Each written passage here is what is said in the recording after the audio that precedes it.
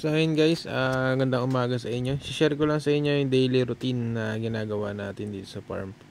So ang daily routine ko dito guys sa farm ay lagi ko munang chine-check yung mga rabbit bago ako magpakain. So ang ugali kasi ng rabbit guys, kapag kakilala ka niyan ay sasalubungin ka niyan. Ayan, kita mo sila. Pagka may nakita ko dyan medyo mahina kagaya nun ay chine-check ko. Yung nakaraan meron yung sakit, kaya ganun medyo ano siya. Kita niyo isa nilapit niya na yung pagkain niya. Excited na siya kumain. So ayan guys, ganyan lang ang ginagawa ko dito muna.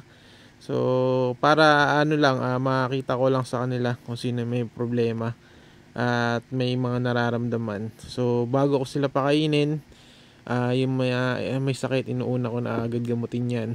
Tsaka ako magpapakain ng rabbit kapag nagamot ko na yung mga may sakit. So para naman ang may sakit lang ay dalawa dito sa may farm ko sa ngayon. So binabantayan ko rin dito yung mga may minge. Kasi araw-araw guys, iba-iba nangyayari sa farm, sa rabbitan. So araw-araw may ano talaga, may nagiging problema.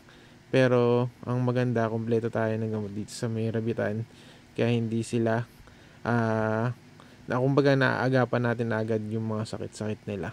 So ganyan din ang ginagawa ko sa mga kits, binibilang ko yan araw-araw yan, mga kits natin para ma-monitor natin kung kumpleto ba sila or kulang, or baka mayroong may sakit din sa mga kits natin.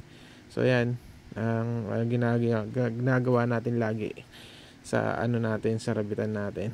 At saka lagi tayong handa dyan guys, kapag may sakit, bakuna agad o kaya bigay agad ng gamot. So dito sa side na to, dito yung mga pet type ko. So yung isa kong pet type dito na yun ay nagtatay. Kahapon pa to nagtatay ito guys. Oh. Yan. Ngayon makikita nyo, medyo tuyo na yung diarrhea niya. So lilinisin nyo na lang yan. Hindi ko yan binahugasan guys. Inayaan ko lang yan. So ayan lang guys yung ginagawa natin dito bago tayo magpakain. Kagamutin muna natin sila. So yan lang yung update natin. Ito nga pala yung mga Madre de Agua ko. Sobrang taas na guys. Ang ganda na. So kuha lang ako dyan ng dahon, pitas-pitas lang konti-konti. At saka nakakatawa, meron tayong sinalubong tayo ng ating bagong pisang sisiw. So pupuntahan natin. Ayun guys, so makikita nyo sa gilid yung mga naka-pre-range natin na manok. So ayun lang guys, thank you for watching sa ating channel. So gagamutin ko na may sakit at magpapakain na tayo. So God bless inyo lahat, ingat.